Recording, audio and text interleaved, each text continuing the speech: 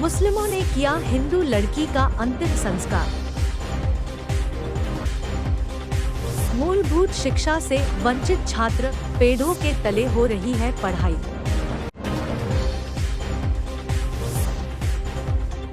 बेड़ जंगम जाति को अनुसूचित जाति के लिस्ट में शामिल न किया जाए।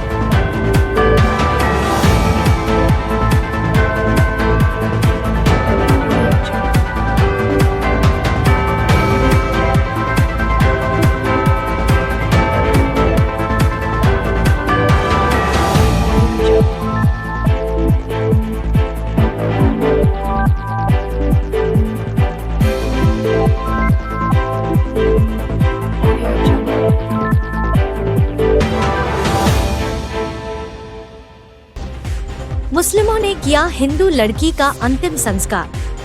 बेलगाम के वीरभद्र नगर में रहने वाली एक हिंदू फैमिली को परेशानी में देख वहां के मुस्लिमों ने बढ़ाया उनकी ओर मदद का हाथ। 10 साल उम्र की विद्याश्री हेगड़े नामी लड़की अपने घर के छत से पुल तोड़ते वक्त नीचे गिर गई थी। विद्याश्री की फैमिली उडुपी की होने के वजह से इनका यहाँ पर कोई नहीं है। कॉरपोरेटर बाबाजान मतवाले और कई मुस्लिम नौजवानों ने जख्मी विद्याश्री को तुरंत के येलई में इलाज के लिए भर्ती करवाया और जरूरी चीजों के साथ आर्थिक मदद भी पहुंचाई थी। अस्पताल में बुरी तरह जख्मी हुई विद्याश्री ने दम तोड़ा तो इन्होंने एक कदम और भी आगे बढ़ते हुए उस हिंदू लड़की का हिंदू रीति रिवाजों के तहत अंतिम संस्कार कर सबको इंसानियत का सबक पढ़ाने का काम इन मुस्लिम नेताओं ने किया है। विद्याश्री के अंतिम संस्कार में कॉरपोरेटर बाबाजन मतवाले, रियाज किल्लेदार, इमरान फतेह खान, शाहिद खान पठान, युवा नेता सलमान मंगलगट्टी, राजू शेख के अलावा तत्ते इडली होटल के मालिक शांत कुमार मौजूद थे। बेलगाम एक्सप्रेस के लिए रमजान मकानदार की रिपोर्ट। ನಿನ್ನೆ ರಾತ್ರಿ ಒಂದು ಹುಡುಗಿ ನಮ್ಮ ವೀರಭದ್ರ ನಗರ ಫಸ್ಟ್ ಕ್ರಾಸ್ದಾಗ ಅದು ಸೆಕೆಂಡ್ ಫ್ಲೋರ್ದಾಗ ಅವ್ರ ಬಾಡಿಗೆ ಇರ್ತಾರೆ, ಅದು ಹೂ ಹಿಡ್ಯಾಕೆ ಹೋಗಿ ಕೆಲಸ ಅಲ್ಲಿಂದ ತಳಗೆ ಬಿತ್ತು ಕೆಲಸ ಅವ್ರದ್ದು ಡೆತ್ ಆಗ್ಯದ। ಆ ಸಲುವಾಗಿ ನಾವು ಕೇಳಿದಾಗ ಹೋಗಿ ಕೆಲಸ ಅಡ್ಮಿಟ್ ಮಾಡಿದ್ರು, ಅವರು ಎಕ್ಸ್ಪೈರ್ಡ್ ಆಗೈತೆ ಅಂತ ಕೇಳಿದಾಗ ಹಿಡಿದ ಮೇಲೆ ಇವತ್ತು ನಾವು ಎಲ್ಲ ಕಾರ್ಪೊರೇಟರ್ಸ್, ನಮ್ಮ ಮುಸ್ಲಿಂ ಕಾರ್ಪೊರೇಟರ್ಸ್ ಶಹೀದ್ ಪಠಾನ್, ಇಮ್ರಾನ್ ಫತೇ ಖಾನ್, ರಿಯಾಜ್ ಕಿಲ್ಲೆದಾರ್, ನಾನು ಬಾಬಾಜನ್ ಮತ್ವಾಲೆ ಅಂತ ವೀರಭದ್ರ ನಗರ ಎಲ್ಲ ಕಾರ್ಪೊರೇಟರ್ಸ್ ಅವರ ಇವರು ಉಡುಪಿ ಅವರ ಸಮಾಜದ್ದು ಇದ್ದಾರೆ। ಅವ್ರ ಗಂಡಸೂರು ಯಾರೂ ಇಲ್ಲ ಅವ್ರ ಮನ್ಯಾಗ। ನಮ್ಮ ಬಂದು ಹೇಳಿದ ಮೇಲೆ ನಮ್ಮ ಕಮಿಟಿ, ಯಂಗ್ ಕಮಿಟಿ ವೀರಭದ್ರ ನಗರ ಮತ್ತು ಎಲ್ಲ ಹುಡುಗರು ನಮ್ಮ ಕಾರ್ಪೊರೇಟರ್ ಗಿರ್ಬಿಟ್ರಿ ಎಲ್ಲ ತೊಗೊಂಡು ನಾವು ಎಲ್ಲ ಮನ್ ಮಾಡತ್ತೇವೆ। ಅವ್ರು ಉಡುಪಿದಾಗ ಇರ್ತಾರೆ, ಇಲ್ಲೇ ಹೋಟೆಲ್ದಾಗ ಕೆಲಸ ಮಾಡ್ತಾರೆ ಅವರು। ಸ್ವಲ್ಪ ಸರಿ ನಮ್ಮ ವೀರಭದ್ರ ನಗರ ಏರಿಯಾ ಬಾಬಾಜನ್ ಅವರ ಕಾರ್ಪೊರೇಟರ್ ಇದೆ, ಏರಿಯಾನಾಗ ಇದಾಗಿದೆ ಅವ್ರ ಮನ್ಯಾಗ ಎಲ್ಲ ಹೆಣ್ಮಕ್ಳಿದ್ದಾರೆ, ತಂದೆ ಅದು ಮನ್ ಕೊಡಾಕತ್ತೇವೆ ಅಂದ್ರೆ ಅವ್ರ ಮನ್ಯಾಗ ಯಾರು ಗಂಡು ಮಗ ಯಾರು ನಮ್ಮಲ್ಲಿ ಕೆಲಸ ಮಾಡ್ಕೊಂಡಿದ್ದ ಮಂಜು ಅಂತೇಳಿ ಅವರ ಮಿಸಸ್ ಇವರು, ಅವ್ರು ನಮ್ಮ ಕೆಲಸ ಬಿಟ್ಟು 5 ವರ್ಷ ಆಯಿತು ಆಗೋಯ್ತು। ಅವತ್ತಿಂದ ಇವತ್ತಿನವರೆಗೂ ಪಾಪ 2 ಮಕ್ಕಳು ಸಾಕಣ್ಣ ಅಮ್ಮ ಇಲ್ಲೇ ಇತ್ತು। ನಿನ್ನೆ ಹೂವು ಕೀಳೋ ಟೈಮಲ್ಲಿ ಬಿದ್ದು ಈ ಥರ ಡೆತ್ ಆಯಿತು, ಅವರವರ ಲಾಭಕ್ಕೋಸ್ಕರ ಅಷ್ಟೇ। ಪ್ರತಿಯೊಬ್ಬರು ರಾತ್ರಿ ಆ ಇಡೀ ಇವತ್ತು ನೀವು ಹೇಳಬೇಕು, ಇವತ್ತು ಸ್ಮಶಾನದಲ್ಲಿ ಜನ ಕಡಿಮೆ ಇರ್ಬೋದು, ನಮ್ಮ ಮುಸ್ಲಿಂ ಸಮಾಜದ ಹೆಣ್ಮಕ್ಳು ಎಷ್ಟು ಜನ ಕಾಯ್ತಾ ಇದ್ದಾರೆ ಅಲ್ಲಿ ಅಂತಂದರೆ ಟೈಮ್ ಆಯ್ತು ಅಂತೇಳಿ ನಾವು ಸ್ಮಶಾನಕ್ಕೆ ಬಂದ್ವಿ। ಇವತ್ತು ವೀರಭದ್ರ ನಗರದಲ್ಲಿ ಪ್ರತಿಯೊಬ್ಬರು ಹೆಣ್ಮಕ್ಳು ಕಾಯ್ತಾ ಇದ್ದಾರೆ ಇವತ್ತು, ಯಾಕೆಂದರೆ ಮಾನವೀಯತೆ ಅದು ಎಲ್ಲೈತ್ರಿ, ಜಾತಿ ಏನಿಲ್ಲ ರೀ, ಎಲ್ಲ ಕಾಯ್ತಾ ಇದ್ದಾರೆ। ಪ್ರತಿಯೊಬ್ಬರೂ ಕಣ್ಣಲ್ಲಿ ನೀರು ಬರುತ್ತೆ ರಾತ್ರಿ, ಎಷ್ಟೆಷ್ಟು ಹೆಣ್ಮಗಳಿಗೆ ಸಹಾಯ ಮಾಡೋರೆ ಅಂತಂದರೆ ನಿನ್ನೆ ನಾನು ಲೇಟಾಗಿ ಹೋದೆ, ನನ್ನ ವಿಷಯ ಗೊತ್ತಾಗ್ತಿದ್ದಂಗೆ ಹೋದೆ ಎಲ್ಲ ನಮ್ಮ ಕಾರ್ಪೊರೇಟರ್ ಇರ್ಬೋದು। मूलभूत शिक्षा से वंचित छात्र, पेड़ों के तले हो रही है पढ़ाई। आज खानापुर तालुक के लिंगनमठ गांव के लोगों ने DDPI को शिकायत पत्र देते हुए कहा कि हमारे गांव की कुल जनसंख्या करीब 5000 है। इस गांव में पहली से लेकर 7वीं कक्षा तक करीब 200 छात्र पढ़ते हैं। यहाँ छात्रों के लिए 5 कक्षाएं मौजूद है और 2 कक्षाएं बदहाली की स्थिति में थी, जिन्हें पहले ही गिराया गया है। इन्होंने कहा कि गिराए गए कक्षाओं को पुनर्निर्माण की अनुमति मिलने पर ही गिराया गया था, लेकिन गिराने के बाद अनुमति को रद्द करने की बात इन्होंने कही है, जिसके चलते उन कक्षाओं का पुनर्निर्माण नहीं हो पाया है। उन 2 कक्षाओं के छात्रों को पेड़ों के तले बिठाकर पढ़ाया जा रहा है। इन्होंने आरोप लगाया है कि कन्नड़ स्कूलों को बंद करने की साजिश की जा रही है। हम ऐसा हरगिज नहीं होने देंगे। कन्नड़ संगठनों से भी इस मामले में हमने बात की है। उन्होंने हमें अपना सहयोग देने की बात भी कही है। जल्द कन्नड़ स्कूलों को बचाने के लिए अभियान शुरू किया जाएगा। ಬೆಳಗಾವಿ ಜಿಲ್ಲೆಯ ಗಡಿ ಭಾಗದಲ್ಲಿ ಪ್ರತ್ಯೇಕ ಖಾನಾಪುರ ತಾಲೂಕಿನಲ್ಲಿ ಲಿಂಗನಮಠ ಗ್ರಾಮ ಪಂಚಾಯತಿಯ ಲಿಂಗನಮಠ ಗ್ರಾಮದಲ್ಲಿ ಕನ್ನಡ ಶಾಲೆಯ ಆಸ್ತಿಯನ್ನು ಹಾಳು ಮಾಡುತ್ತಿದ್ದಾರೆ. ಕಾರಣ 170 ಇದ್ದಂತಹ ಜನಸಂಖ್ಯೆ ಇದ್ದಂತಹ ಮಕ್ಕಳಿಗೆ ಶಾಲೆಯನ್ನು ಡೆಮಾಲಿಸ್ ಮಾಡಿ ಈವರೆಗೆ ಶಾಲೆ ಕೊಠಡಿಗಳನ್ನು ಕಟ್ಟುವುದಲ್ಲ. ಈಗ 3 ಶಾಲೆಗಳ 3 ಕೊಠಡಿಗಳನ್ನು ಡೆಮಾಲಿಸ್ ಮಾಡಿದರೂ ಕೂಡ 3 ವರ್ಷ ಅವಧಿ ಕಳೆದರೂ ಕೂಡ ಇಲ್ಲಿವರೆಗೆ ಕನ್ನಡ ಶಾಲೆಯನ್ನು ಕಟ್ಟಲು ಮಂಜೂರು ಮಾಡಿರೋದಲ್ಲ. ಕಾರಣ ನಾವು ಕನ್ನಡ ಶಾಲೆ ಉಳಿಯುವುದಾಗಿ ಇವತ್ತಿನಿಂದ ಅನಿರ್ದಿಷ್ಟ ಅವಧಿಗೆ ನಾವು ಹೋರಾಟವನ್ನು ಮಾಡಬೇಕಂತ ನಮ್ಮ ಊರಿನ ಗ್ರಾಮಸ್ಥರು ಹಾಗೂ ನಮ್ಮ ಕರ್ನಾಟಕದ ಎಲ್ಲ ಕನ್ನಡ ಪರ ಸಂಘಟನೆಗಳು ಕೂಡ ನಾವು ಒಂದು ಮನವಿಯನ್ನು ಕೊಟ್ಟಿದ್ದೇವೆ. ಅವರು ಕೂಡ ನಮ್ಮ ಒಂದು ಕನ್ನಡ ಶಾಲೆಗೆ ಉಳಿಸಲು ಕೂಡ ಅವರು ಕೂಡ ಸಾಕಷ್ಟು ಪ್ರಯತ್ನವನ್ನು ಮಾಡೋಣ ಅಂತ ಹೇಳಿದ್ದಾರೆ. ಈ ಮೂಲಕ ನಾವು ಜಿಲ್ಲಾಧಿಕಾರಿಗಳ ಗಮನಕ್ಕೆ ತಂದು ಇವತ್ತು ಅವರಿಗೆ ನಾವು ಈ ನಮ್ಮ ಊರಿನ ಗ್ರಾಮಸ್ಥರ ಮುಖಾಂತರ ನಾವು ಮನವಿಯನ್ನು ಸಲ್ಲಿಸಿದೆವು.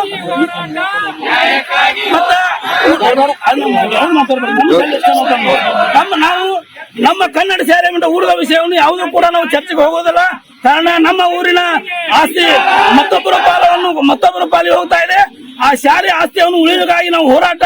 ಕಾರಣ ನಮ್ಮ ಮುಂದಿನ ಒಂದು ಮಕ್ಕಳ ವಿದ್ಯಾಭ್ಯಾಸಕ್ಕೆ ನಮ್ಮ ಕನ್ನಡ ಶಾಲೆ ಕೊಠಡಿಗಳು ಕೂಡ ಇಲ್ಲದಂತ ಒಂದು ಸಂದರ್ಭ ಅಲ್ಲಿ ಒಂದು ವಿರೋಧ ಮುಖಿಗೆ ಅಲ್ಲಿ ಅನಿವಾರ್ಯವಾಗೈತಿ. ದಯವಿಟ್ಟು ಇಲ್ಲಿ ಬಂದು ಜಿಲ್ಲಾಧಿಕಾರಿಗಳು ಆ ಸ್ಥಾನಕ್ಕೆ ಬಂದು ಅಲ್ಲಿಯ ಸಮಸ್ಯೆಯನ್ನ ಪರಿಶೀಲನೆ ಮಾಡಿ ನಮ್ಮ ಕನ್ನಡ ಶಾಲೆಯನ್ನು ಉಳಿಸುವುದಕ್ಕೆ ತಾವು ಸ್ಪಂದಿಸ್ತೀರಂತ ನಾನು ಈ ಮೂಲಕ ಹೇಳಕ್ಕೆ ಇಷ್ಟಪಡ್ತೀನಿ. बेड़ जंगम जाति को अनुसूचित जाति के लिस्ट में शामिल न किया जाए।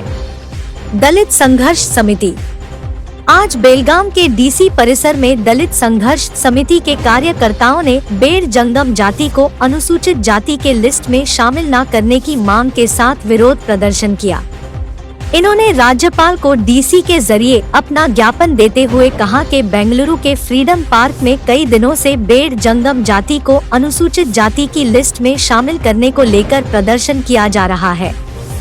गोविंद कारजोल जैसे कुछ नेता राजनीतिक फायदा और वोट बैंक के लिए इनका समर्थन कर रहे हैं। हम इनका विरोध करते हैं। बूढ़ब जंगम जाति पहले से ही अनुसूचित जाति की लिस्ट में शामिल है। ये जाति के लोग आर्थिक तौर पर पिछड़े हैं। इनको शामिल करने पर हमने विरोध नहीं जताया है। बेड़ जंगम जाति के लोग आर्थिक तौर पर मजबूत है। इनको अनुसूचित जाति की लिस्ट में शामिल करने का हम विरोध करते हैं। साथ ही साथ इन्होंने गोविंद कारजोल को चेतावनी देते हुए कहा है कि अगर आने वाले दिनों ये दलित विरोधी बयान देते हैं तो हम राज्यव्यापी प्रदर्शन करेंगे। ಇವತ್ತು ರಾಜ್ಯದಲ್ಲಿ ಜಂಗಮರು ಅಂತಕ್ಕಂಥ ಏನು ಜಾತಿಯವರದಾರ ಅವರು SC ಪಟ್ಟಿಯಲ್ಲಿ ಬರುವುದಿಲ್ಲ. ಆದರೂ ಸಹ ನಮಗೆ ಬೇಡ ಜಂಗಮರು ಅಂತ ಹೇಳಿ ಪ್ರಮಾಣ ಪತ್ರ ಕೊಡಿ ಅಂತೇಳಿ ಬೆಂಗಳೂರಿನ ಫ್ರೀಡಂ ಪಾರ್ಕ್ನಲ್ಲಿ ಸುಮಾರು 1 ತಿಂಗಳ ಕಾಲ ಸತ್ಯಾಗ್ರಹ ಮಾಡ್ತಾ ಇದ್ದಾರೆ. ಆದರೆ ಇವತ್ತು ರಾಜ್ಯದಲ್ಲಿ ಕೆಲವೊಂದು ಜಿಲ್ಲೆಗಳಲ್ಲಿ ಕೋಲಾರ ಆಗಿರ್ಬೋದು, ಮೈಸೂರಲ್ಲಿ ಆಗಿರ್ಬೋದು, ಬುಡಗ ಜಂಗಮ್ ಅಂತಕ್ಕಂಥ ಏನು ಜಂಗಮರಿದ್ದಾರೆ ಅವರು ಸತ್ಯವಾಗಲೂ ಸಹ ಅವರು ಎಸ್ ಸಿ ಕೆಟಗರಿಯಲ್ಲಿ ಅದಾರ. ಆದ್ರೆ ಜಂಗಮರು ಅಂತಕ್ಕಂಥ ಈ ಏನು ಜಂಗಮರು ಅದಾರ ಇವರು ಉಳ್ಳವರಾಗಿದಾರ. ಇವರಿಗೆ ಆರ್ಥಿಕವಾಗಿ ಮತ್ತು ಶೈಕ್ಷಣಿಕವಾಗಿ ಇವರು ಮುಂದದಾರ. ಆದ್ರೆ ಇವರಿಗೆ SC ಸರ್ಟಿಫಿಕೇಟ್ ಬೇಕಂತೇಳಿ ಹೋರಾಟ ಮಾಡ್ತಾರ. ಅಂತ ಹೋರಾಟದಲ್ಲಿ ಇವತ್ತು ನಮ್ಮವರೇ ಆದ ಗೋವಿಂದ ಕಾರಜೋಳ ಅವರು ಏನು ಮಾತನ್ನು ಕೊಡ್ತಾರಂತಂದ್ರ ಜಂಗಮರು ಹಿಂದುಳಿದಂತ ಸಮಾಜ ಅವರಿಗೆ SCಯಲ್ಲಿ ತಗೊಳ್ಬೇಕು ಅಂತಕ್ಕಂತ ಒಂದು ಹೇಳಿಕೆಯನ್ನು ಕೊಡ್ತಾರ. ಅದಕ್ಕಾಗಿ ಇವತ್ತು ಯಾರು ಕಾರಜೋಳ ಅವರಿಗೆ ನಾವು ಎಲ್ಲಾ ಮಾದಿಗೆ ಮೀಸಲಾತಿ ಹಾಗೂ ದಲಿತ ಮುಖಂಡರ ಪರವಾಗಿ ಏನ್ ಹೇಳಿಕೆ ಇಷ್ಟಪಡ್ತೀವಿ ಅಂತಂದ್ರೆ, ನೀವು ಸದಾಶಿವ ಆಯೋಗದ ಬಗ್ಗೆ ಒಂದು ದಿನ ಸಹ ಅಧಿವೇಶನದಲ್ಲಿ ಬಾಯಿ ಹತ್ತಿಲ್ಲ. ಸದಾಶಿವ ಜಾರಿಗೆ ಆಗ್ಲಿ ಅಂತೇಳಿ ಒಂದು ದಿವಸ ಸಹ ಅಧಿವೇಶನದಲ್ಲಿ ಕೂಗು ಮಾಡಲಿಲ್ಲ. ಅದಕ್ಕಾಗಿ ಮಾನ್ಯ ಗೋವಿಂದ ಕಾರಜೋಳ ಅವರೇ, ನಿಮಗೆ ನಿಜವಾಗಲೂ ಸಮಾಜದ ಬಗ್ಗೆ ಕಾಳಜಿ ಇದ್ದರೆ, ಸಮಾಜ ಮೇಲೆ ಪ್ರೀತಿ ಇದ್ದರೆ ಇಂಥ ಉದ್ದಟತನವನ್ನು ಬಿಟ್ಟು ಸದಾಶಿವ ಆಯೋಗ ಜಾರಿ ಆಗಲಿ ಅಂತೇಳಿ ನಿಮ್ಮ ಬಿಜೆಪಿ ಸರ್ಕಾರಕ್ಕೆ ನೀವು ಒತ್ತಡ ತಂದು ಮುಂಬರುವ ದಿನಗಳಲ್ಲಿ ಸದಾಶಿವ ಆಯೋಗ ಜಾರಿ ಮಾಡದೇ ಹೋದ್ರೆ ಬರುವಂತ 23ರ ಚುನಾವಣೆಯಲ್ಲಿ ಎಲ್ಲಾ ದಲಿತ ಸಮುದಾಯಗಳು ಸೇರಿ ನಿಮಗೆ ತಕ್ಕ ಪಾಠ ಕಲಿಸಬೇಕಾಗುತ್ತೆ ಅಂತಕ್ಕಂಥ ಮಾತನ್ನ ಇವತ್ತು ಗೋವಿಂದ ಕಾರಜೋಳ ಅವರಿಗೆ ಈ ಎಲ್ಲಾ ದಲಿತ ಸಂಘರ್ಷ ಸಮಿತಿಯ ಪರವಾಗಿ ಹಾಗೂ ಮಾದಿಗೆ ಮೀಸಲಾತಿಯ ಪರವಾಗಿ ಎಚ್ಚರಿಕೆಯನ್ನು ಕೊಡ್ತಾ ಇದ್ದೀನಿ. मेथोडिस्ट सेंट्रल कन्नड़ चर्च बेलगाम में चल रहे कुप्रबंधन के जांच की मांग। मेथोडिस्ट सेंट्रल कन्नड़ चर्च बेलगाम में चल रहे कुप्रबंधन, भक्तों द्वारा दिए गए दान के दुरुपयोग और चर्च की संपत्ति को बेचने को लेकर जांच करने की मांग आज प्रदर्शनकारियों ने जिला अधिकारी से की है। इन्होंने कहा कि इस मामले में दोषियों के खिलाफ उचित कार्रवाई की जाए। ಸಭೆ ಮೆಥೋಡಿಸ್ಟ್ ಸಭೆಯ ಬೆಳಗಾವ್ ಏನು ಒಂದು ಸಂಸ್ಥೆಯ ಜಾಗವನ್ನ ಕಬಳಿಸಲಿಕ್ಕೆ ಮತ್ತು ಅಲ್ಲಿಯ ಜಿಲ್ಲಾ ಮೇಲ್ವಿಚಾರಕರಾದಂಥ ನಂದಕುಮಾರ್ ಇವರು ಕುತಂತ್ರಗಳನ್ನು ನಡೆಸಿದ್ದಾರೆ. ಇದಕ್ಕೆ ಒಂದು ಮಾರ್ಗದರ್ಶಕರಾಗಿ ಬಿಷಪ್ ಕರ್ಕರಿ ಅವರು ನಿಂತಿದ್ದಾರೆ. ಯಾಕಂತಂದ್ರೆ ಇಲ್ಲಿಯ ಸ್ಥಳೀಯ ಒಂದು ಸಭೆಯ ಮುಖಂಡರನ್ನು ಕರೆಯದೆ ಅವರ ಒಂದು ಇದನ್ನು ಕೇಳದೆ ಇವರು ಏಕಾಏಕಿ ಒಂದು ಏಕಪಕ್ಷೀಯವಾಗಿ ಇದನ್ನು ನಿರ್ಧಾರ ತೆಗೆದುಕೊಳ್ಳುತ್ತಾ ಇದ್ದಾರೆ. ಇವತ್ತಿನ ದಿವಸ ನಾವೆಲ್ಲರೂ ಇವತ್ತು ಇಲ್ಲಿ ಹೋರಾಟ ಮಾಡೋದು ಏನಪ್ಪಾ ಅಂತಂದ್ರೆ, ಅವ್ರಿಗೆ ಇಲ್ಲಿ ಯಾಕಂದ್ರೆ ಈ ಆಸ್ತಿ ಹೊಡಿಬೇಕಂತೇಳಿ ಅವ್ರು ಏನು ಗೊತ್ತಾರೋ ಇದಕ್ಕೆ ಅವ್ರ ವಿರುದ್ಧಕ್ಕಾಗಿ ನಾವು ಕುಡಿದೇವೆ. ಇನ್ನು ಮುಂದೆ ಏನಾದರೂ ಅವ್ರು ಇಂಥ ವಿಚಾರಗಳಿಗೆ ಏನಾದರೂ ಕೈ ಹಾಕಿದ್ದಾದ್ರೆ, ಸಂಸ್ಥೆಯ ಜಾಗೆಯನ್ನು ಕಬಳಿಸಲಿಕ್ಕೆ ಹೊರಟಿದ್ದಾದ್ರೆ ಅವ್ರ ವಿರುದ್ಧ ನಾವು ಉಗ್ರ ಪ್ರತಿಭಟನೆ, ಧರಣಿ, ಸತ್ಯಾಗ್ರಹ ಮತ್ತು ಅವರನ್ನು ಹೊರಗೆ ಹಾಕುವಂತ ಕೆಲಸವನ್ನು ನಾವು ಮಾಡ್ತೀವಿ ಅಂತ ಹೇಳಿ ಈ ಮೂಲಕ ನಾನು ದಲಿತ ಸಂಘರ್ಷ ಸಮಿತಿ ಮೂಲಕ ಎಚ್ಚರಿಕೆ ಕೊಡ್ತಾ ಇದ್ದೇನೆ. अब आपके सवाल होंगे और धारदार, आपके मुद्दे चढ़ेंगे नए परवान, न नकली सास को सामान, न झूठ की दुकान। खबरों में सच दिखाना ही है हमारी पहचान। हम है बेलगाम एक्सप्रेस, कलम हमारी आवाज आपकी। ಬೆಳಗಾವಿ ಜಿಲ್ಲೆಯ ಚನ್ನಮ್ಮನ-ಕಿತ್ತೂರು ತಾಲೂಕಿನ ಕಾದರವಳ್ಳಿ ಗ್ರಾಮದಲ್ಲಿ ಅಧ್ಯಕ್ಷ ಸ್ಥಾನಕ್ಕೆ ನಡೆದ ಚುನಾವಣೆಯಲ್ಲಿ ಪೈಪೋಟಿ ನಡೆಸಿದ ಬಿಜೆಪಿ ಹಾಗೂ ಕಾಂಗ್ರೆಸ್ ಎರಡೂ ಪಕ್ಷವೂ ವಿಫಲವಾಯಿತು. ಅಧ್ಯಕ್ಷ ಸ್ಥಾನಕ್ಕೆ ಜನರಲ್ ಮೇಲುಗೈ ಸಾಧಿಸಿತು. ಅಧ್ಯಕ್ಷ ಸ್ಥಾನವನ್ನು ಅಲಂಕರಿಸಿದ ಅಭ್ಯರ್ಥಿ ಕಂಡು ಮಡಿವಾಳಪ್ಪ ಹೈಬತ್ತಿ, ಲಖನ್ ಅಣ್ಣ ಬೆಂಬಲಿತ ಅಭ್ಯರ್ಥಿ ಜಾರಕಿಹೊಳಿ ಅಭಿಮಾನಿಗಳಾದ ಅಡಿವೆಪ್ಪ ಗಂಗಾಧರ ಗೋಣಿ, ಮಂಜುನಾಥ್ ಈರಪ್ಪ ಘಾಟಿನ, ಪ್ರವೀಣ್ ಹೈಬತ್ತಿ ಇವರು ಮತ್ತು ಇನ್ನುಳಿದ ಸದಸ್ಯರೆಲ್ಲರೂ ಕೂಡಿಕೊಂಡು ಮಾವೈ ಹೈಬತ್ತಿ ಇವರನ್ನು ಆಯ್ಕೆ ಮಾಡಿದ್ರು. ಲಕ್ಕನಣ್ಣ ಅಭಿಮಾನಿ ಬಳಗ ಹಾಗೂ ಮಾಜಿ ಶಾಸಕರಾದ ಮಾನ್ಯ ಶ್ರೀ ಡಿಬಿ ಇನಾಮದಾರ ಅವರ ಅಭಿಮಾನಿ ಬಳಗ ಅವರಾದ ಅದೃಶ್ಯಪ್ಪ ತುರಮರಿ ಅಭಿಮಾನಿಗಳ ಬಳಗ ಪೇನಲ್ಗೆ ಜಯ ಆಯಿತು. ವರದಿಗಾರರು ರುದ್ರಪ್ಪ ಹುಬ್ಬಳ್ಳಿ, ಚನ್ನಮ್ಮನ-ಕಿತ್ತೂರು ತಾಲೂಕು. ಸರ್, ಇವತ್ತು ನಾನು ಗ್ರಾಮ ಪಂಚಾಯತಿ ಅಭ್ಯರ್ಥಿಯಾಗಿ ಕಂದಸ್ಪಡಿಸಿದ್ದು ಯಾವುದೇ ಪಕ್ಷಾತೀತವಾಗಿ ನಾವು ಸ್ಪರ್ಧೆ ಮಾಡಿದ್ದು. ಅದಕ್ಕೆ ನಮ್ಮ ಲಕ್ಕನ ಜಾರಕಿಹೊಳಿ ಒಲಿದರೆ ಕೊರಡು ಕೊಣರುವುದಯ್ಯ, ನೀನು ಒಲಿದರೆ ಬರಡು ಹಯನುವುದಯ್ಯ, ನೀನು ಒಲಿದರೆ ವಿಷವೆಲ್ಲ ಅಮೃತವಾಗುವುದಯ್ಯ, ನೀನು ಒಲಿದರೆ ಪಡೆಯ ಪದಾರ್ಥ ಇದರಲ್ಲಿಪ್ಪುವುದಯ್ಯ. ಹರ ಮುನಿದರೆ ಗುರು ಕಾಯುವನು, ಗುರು ಮುನಿದರೆ ಹರ ಕಾಯಲಾರ. ನನಗಿಂತ ಕಿರಿಯರಿಲ್ಲ, ಶಿವಭಕ್ತರಿಗಿಂತ ಹಿರಿಯರಿಲ್ಲ. ವೇದಿಕೆ ಮೇಲೆ ಉಪಸ್ಥಿತರಿರುವಂತ ನನ್ನೆಲ್ಲ ಆತ್ಮೀಯ ಸಹೃದಯಗಳಿಗೆ ಶರಣೆ ಗಂಗಾಂಬಿಕೆಯವರ ಐಕ್ಯ ಕೇಂದ್ರ ಸ್ಥಳಕ್ಕೆ ಕಾದಿದೆಯ ಅಪಾಯದ ಕಂಟಕ. ಕಿತ್ತೂರು ಕರ್ನಾಟಕ ಎಂದಾಕ್ಷಣ ನೆನಪಿಗೆ ಬರುವುದು ಕ್ರಾಂತಿನಗರ ಕಿತ್ತೂರು.